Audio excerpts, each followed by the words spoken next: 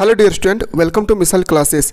Dear student, आज हम लोग इस वीडियो में देखने वाले हैं कि जैक बोर्ड की तरफ से टर्म 2 के लिए जो मॉडल पेपर जारी किया गया है उसमें आज हम लोग देखने वाले हैं क्लास 11 के जियोग्राफी का सेट नंबर 1।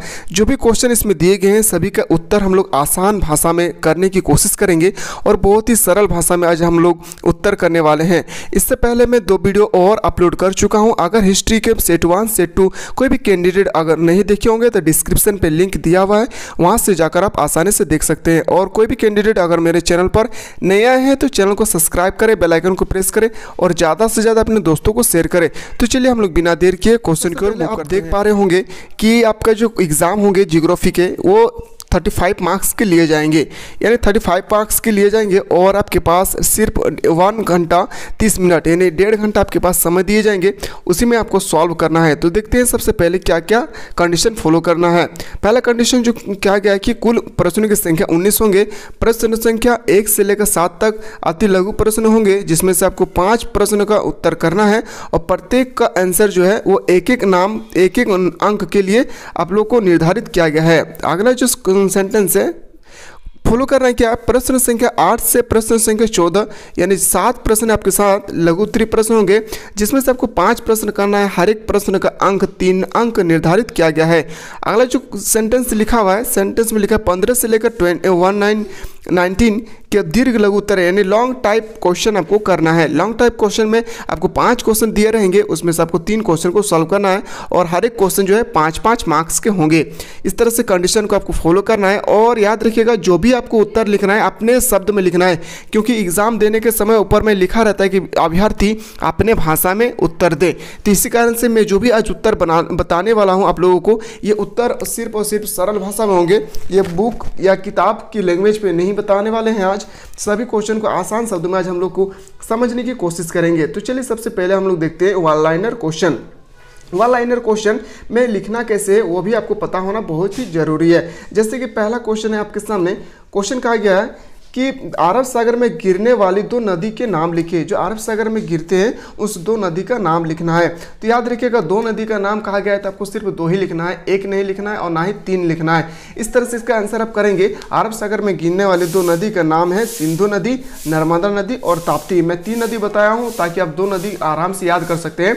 उस नदी का क्या नाम है याद रखिएगा। अरब सागर में गिरने वाली 2 नदी का नाम है सिंधु नदी, नर्मदा नदी और ताप्ती नदी।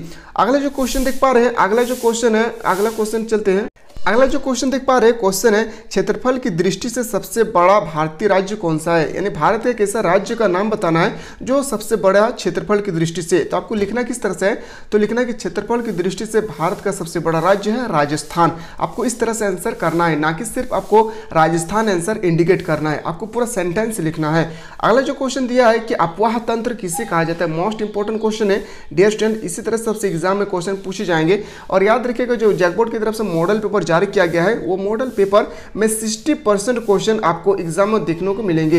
इसी कारण से हर एक स्टूडेंट से मैं बार बार कहता हूं क्या कि आप लोग मॉडल पेपर का अच्छी तरह से रीड करें, स्टडी करें, ताकि 60% क्वेश्चन यहीं से मैच हो जाते हैं। क्योंकि क्लास जो 10 और क्लास 12 को जो एग्जाम दिए होंगे उनसे पूछिएगा कि मॉडल पेपर जो जारी किया गया था जैक बोर्ड की तरफ से वो 60% क्वेश्चन मॉडल पेपर से ही सेट किए गए थे। अगला जो क्वेश्चन देखते हैं क्वेश्चन नंबर 3 कि अपवाह तंत्र किसे कहते हैं। तो याद रखिएगा अपवाह तंत्र हम लोग कहते हैं किसी नदी या उसकी सहायक नदियों द्वारा निर्मल जल बहाकर लेकर आना अपवाह तंत्र कहलाता है।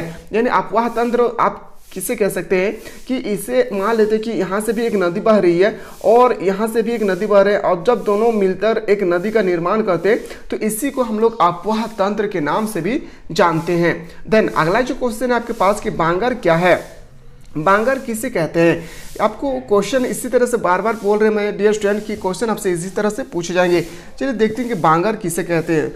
तो वह क्षेत्र जहां बाढ़ नहीं आती, याद रखिएगा वह क्षेत्र जहां बाढ़ नहीं आती या बाढ़ का पानी नहीं पहुंच पाता है। यानी बाढ़ आने से अगर मान लेते कि उस क्षेत्र पे पानी नहीं पहुंच पाते हैं तो याद रखिएगा इसका जो बिल्कुल सही उत्तर होगा वह क्षेत्र जहां बाढ़ नहीं आती है या बाढ़ का पानी नहीं पहुंच पाता है वहाँ हमेशा पुरानी मिट्टी ही जमी रह जाती है, जिसके कारण उपजाऊ नहीं हो पाते हैं। इसी को हम लोग बांगर कहते हैं। फिर से कह रहा हूँ साधारण भाषा में, जहाँ बाढ़ का पानी नहीं पहुँच पाते, जहाँ बाढ़ बाढ़ नहीं आते हैं, वहाँ का मिट्टी एक दूसरे स्थान पर नहीं जा पाते, जिसके कारण वहाँ का मिट्टी जो है वो उपजाऊ रूप नहीं बन पाते हैं। इसी को हम लोग बांगर कहते हैं। देन अगला जो क्वेश्चन है, क्वेश्चन नंबर नेक्स्ट है आपके पास कि भारत की अक्षांशी एवं देशांतरी विस्तार कितनी है।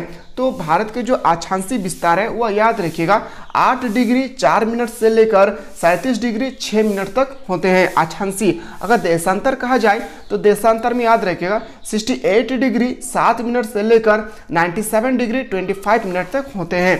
ये होते हैं अक्षांशी एवं देशांतर विस्तार। देन अगला जो क्वेश्चन है, क्वेश्चन नंबर नेक्स्ट की ओर चलते हैं। क्वेश्चन में नेक्स्ट आपसे कहा गया है कि सार्गेसो सागर क्या है। जो सार्गेसो सागर है वो क्या है। तो सार्गेसो सागर का उत्तर आपको बहुत ही आसान भाषा में अगर समझना है तो इसका आंसर इस तरह से लिखिए। उत्तरी अटलांटिक महासागर में 20 डिग्री से 40 डिग्री उत्तरी अक्षांश तथा 35 डिग्री से 75 डिग्री पश्चिमी देशांतर के मध्य चार ओर प्रवाहित होने वाली जलधाराओं के मध्य स्थित शांत एवं स्थिर जल के क्षेत्र को ही हम लोग सार्गेसो सागर कहते हैं। फिर से मैं बता रहा हूँ, उत्तरी अटलांटिक महासागर में 20 डिग्री से 40 डिग्री उत्तरी अक्षांश तथा 35 डिग्री से 75 डिग्री पश्चिमी देशांतर के मध्य चारों ओर प्रभावित होने वाली जलधाराओं के मध्य स्थित शांत एवं स्थिर जल के क्षेत्र को ही हम लोग सार्गेसो सागर के नाम से जानते हैं। चलिए डियर स्टूडेंट, मैं उम्मीद करता हूं कि आप लोग शॉर्ट क्वेश्चन को समझ गए होंगे। अब हम लोग चलते हैं लॉन्ग क्वेश्चन की ओर। लॉन्ग क्वेश्चन का पहला क्वेश्चन है कि पृथ्वी को नीला ग्रह क्यों कहा जाता है। जो पृथ्वी है उसे हम लोग नीला ग्रह क्यों कहते हैं। क्वेश्चन 9 है कि पारिस्थितिकी तंत्र से आप क्या समझते हैं। What do you understand by the ecology. Ecology से आप क्या समझते हैं। देन अगला जो क्वेश्चन है 1010 जैवमंडल से आपका क्या तात्पर्य है।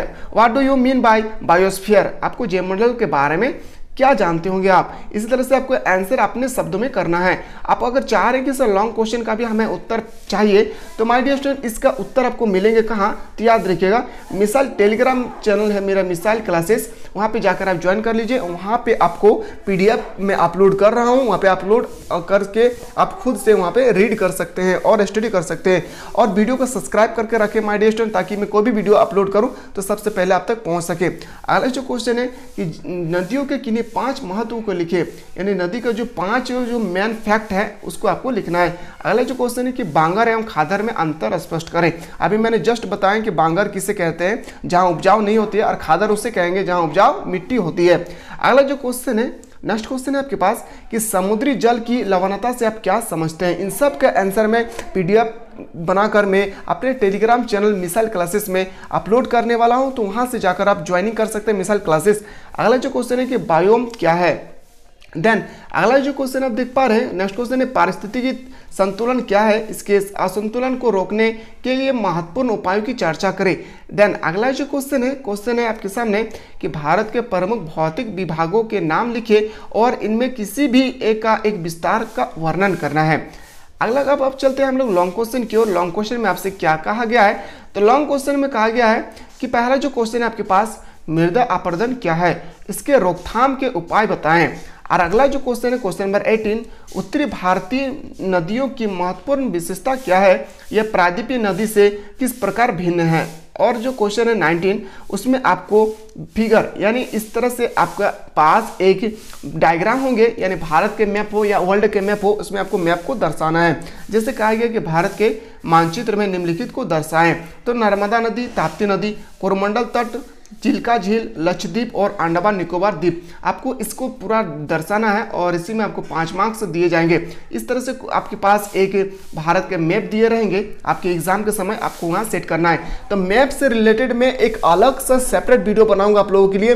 तो डियर स्टूडेंट मैं बार बार आप लोगों को यही कहना चाह रहा हूँ कि चैनल पर नए आए तो चैनल को प्लीज़ करके आप लोग सब्सक्राइब कर ले, क्योंकि मैं बहुत ही इंपॉर्टेंट आपका एग्जाम से पहले मैं क्वेश्चन बताने वाला हूँ। तो वीडियो को आप लोग ज़्यादा से ज़्यादा शेयर करें और हम लोग इसी तरह से नेक्स्ट वीडियो में नेक्स्ट सेट को लेकर आने वाले हैं। तब तक के लिए जय हिंद, जय भारत, वंदे मातरम।